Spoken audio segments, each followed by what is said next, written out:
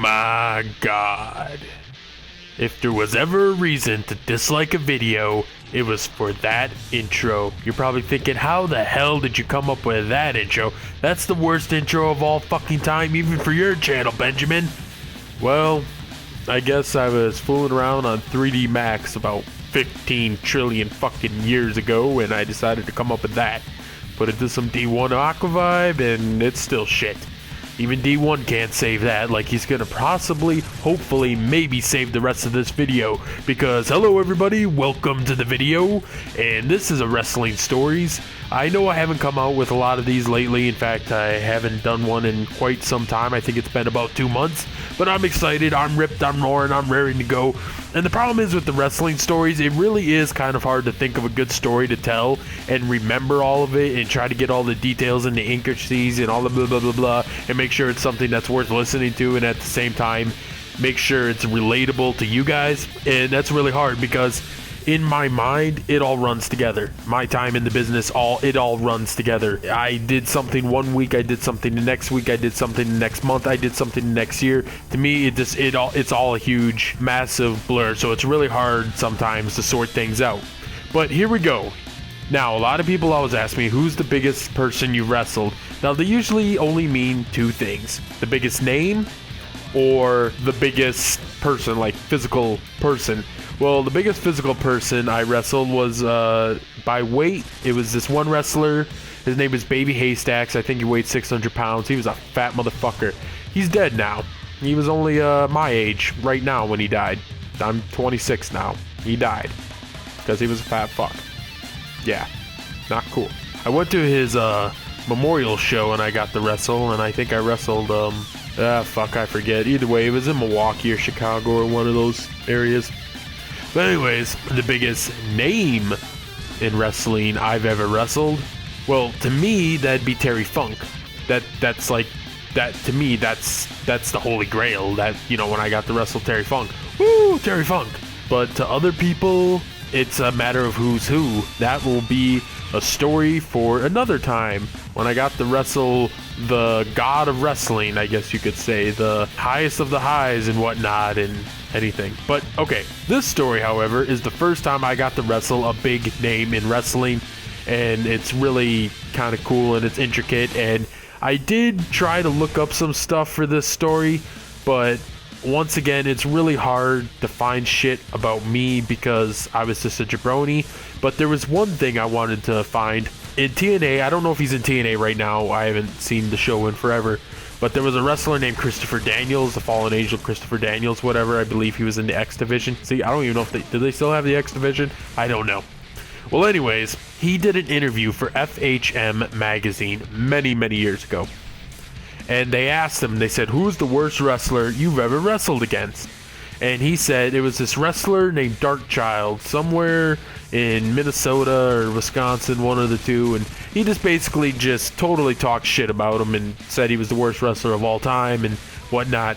Well, years later, when I first broke into the business, I was very naive about which promotions to work for and whatnot. And, you know, all promoters are pretty much liars, just like most wrestlers are liars, just like the story is full of wrestling and promotion.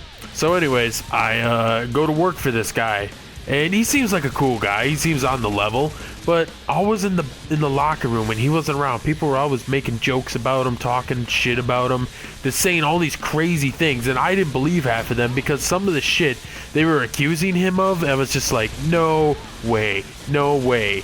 They claimed that 2 years ago he had brain cancer, 1 year ago he had Lou Gehrig's disease, and then this year he had I believe it's like ALS or something like that. Or not ALS, because I think that's Lou Gehrig's disease.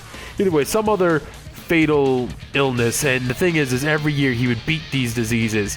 He claims he was like a Richard Marengo Black Ops sniper during the Iraqi war and did all these secret missions and whatnot. And he was in a glam band in Germany, and he was one of the most popular bands in Germany. And basically, anyways, the movie Bloodsport with Jean-Claude Van Damme, that was after him, because he used to be an underground street fighter, and he won 305-0 and all this. Basically, all this bullshit. And if you actually listen to all of it, it would be impossible to do any of that. And then also at the same time, it's like, well, when did this chronologically happen? Did you stop time in some spots? Because when you claim you're in Germany here, you know, you're in Singapore here fighting, and, you know, people are asking you to do the movie Bloodsport and all this shit. Well, anyways, I was working for this guy in the small northern Wisconsin town. It's called Ladysmith. It's a very small town, A tornado went through there, and it destroyed half the town, and just devastated the town. The economy just crashed from it. So Darkchild, the promoter slash wrestler, because a lot of wrestling promotion owners are also wrestlers, because what better way to be a world champion than to own the own promotion? So anyways, his name is Dave. Dave, he decided, I'm going to run a show and I'm going to do it for charity. Well, first he tried to get Shawn Michaels on the show. And at the time, obviously, Shawn Michaels is working for WWE, WWF at the time. And WWE, WWF superstars in their contracts have things called no-compete clauses, which means you can't go and wrestle for a different promotion. You know, you can't wrestle for TNA one week, an indie promotion one week, and go back on Raw the next week. It just doesn't work that way, unless it's for charity. Well, we couldn't get Shawn Michaels, so that sucked, because I was scheduled to wrestle him, and obviously that would have really upped my stock in the wrestling world, because I was still very fresh and very new in the company, and I was getting an opportunity like this. Now, looking back on it, that shows you what kind of a shitty promoter he was, because of the fact that he was going to allow me to wrestle Shawn Michaels. You don't make me wrestle Shawn Michaels. You make the top guy in the area wrestle Shawn Michaels to give the people a good match. Anyways, he gets, for me, Jim the Anvil Neidhart. I don't know if you're familiar with him, but he's a Canadian wrestler, even though I believe he's American, but he's pretty much Canadian, and he's part of the Hart family. He married into the Hart family. He's married to one of the Hart sisters. Well, he flew in to wrestle me. I get to the place where we're going to have this charity show, and there's a piece of paper on the back in the locker room. We're all changing, and it has everyone's name, you know, your match, what order, and whatnot. And your name, if you're going over, if you're going to win the match, your name is underlined. Well, I look at it. It's second to last main event, and it says me versus Jim the Anvil Neidhart, and my name's underlined. And I'm like, this is obviously a joke. Jim the Anvil Neidhart literally comes walking up right behind me. He just got there, and it's like, he's like, oh, hey, how's it going, buddy? You know, it's like, oh, hey, how's it going? Blah, blah, blah. I'm the guy you're going to be working tonight. Oh, that's cool. Is this the card? Yeah, he looks at it. Looks at my name being underlined. And he just looks at me. What's this underline mean? I said, I think that means I'm going over tonight, Jim. Yeah, I know, right? It's crazy. He just goes, okay, whatever. And he goes back to his seat. I'm like, are you serious? Like, he's gonna allow me just to go over on him? He flew all the way in, and he's just gonna come here to lose? Oh my god. So anyways, I'm nervous as all hell, right? Well, Dave, the world's worst wrestler slash promoter apparently, was going to wrestle, I think it was Jake the Snake, but he obviously didn't show, because I think this is during one of Jake's coke binges. So the match between me and Neidhart starts off, and we're going at it. You know, we're just doing basic wrestling, blah, blah, blah. Chains here, holds here, body slams here, and whatnot. And good God, is that motherfucker strong. He's obviously not even near the strongest wrestler I've ever met, but no, he still got it as far as his strength. I mean, obviously the guy is very much into keeping up his training. In fact, I believe he was a power lifter in his earlier years before wrestling. Maybe he did some work with the Olympic teams. I don't know. But I beat him. I go over on him. Of course, I cheat to win, because it's the only plausible way I can beat him, and it's all good. And I go back to the locker room, and everyone's saying, hey, good match, and they're shaking his hand, they're shaking my hand, they're telling everyone, hey, we had a good match. Well, of course, Dave goes out and has his main event match against, I forget who. Oh, he had it against Austin Aries, I believe. He comes back, and he's, like, going up to Neidhart. He's like, hey, yeah, man, how's it going? You know, did you watch my match? And Jim's like, no. And he's like, well, anyways, yeah, man, I used to do this, and he's giving him the whole spiel about, you know, how he's an American treasure and the world's greatest hero of all time, blah, blah, blah, blah. Jim the Anvil Neidhart obviously been in wrestling his whole life since probably 1978, I think it was. So he's like, yeah, dude, I've heard it all, whatever. He doesn't care. And then he goes, yeah, and then Jim the Anvil Neidhart, he goes, wait a minute, what's your name again? He goes, my name's Dave. He goes, what's your real name? He goes, Darkchild. He goes, ha ha.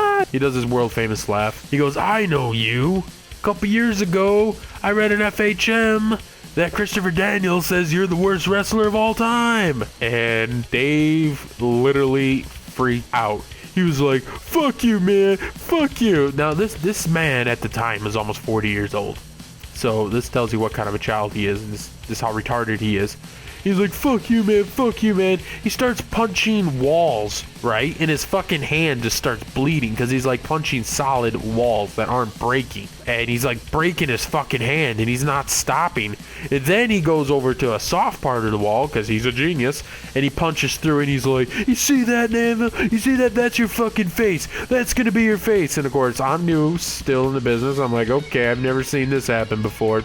Anvil, he goes walking up to the guy and he fucking just decks him right in the fucking eye, man. Dave is knocked the fuck out. Then he falls on the ground. And it literally looks like when, you know, a puppy is having a dream of him chasing a dandelion or some shit. That's what he is on the ground. He's like, you know, just quivering, right? And I go later and Jimmy Anvil Neidhart's like, hey, man, want to go have a beer with me? And I was like, yeah, sure, man, I'll go out with you. Fine. It's fine. So I go out with Neidhart and it's really fun. Turns out he's a really good darts player. And that right there, I knew from the get-go that that was going to be the best part of me being in wrestling, because my stock went up tenfold and I wrestled Anvil tons of times after that, which led to other bigger names that I wrestled, which is really awesome, until finally I hit the coup de grace and I got to wrestle the biggest name of them all, sort of. So next episode, I'll definitely tell you about that, and I really hope you enjoyed this story. I'll have more to come, don't worry, because all I have to do is get them sorted out in my mind and we're off to the races.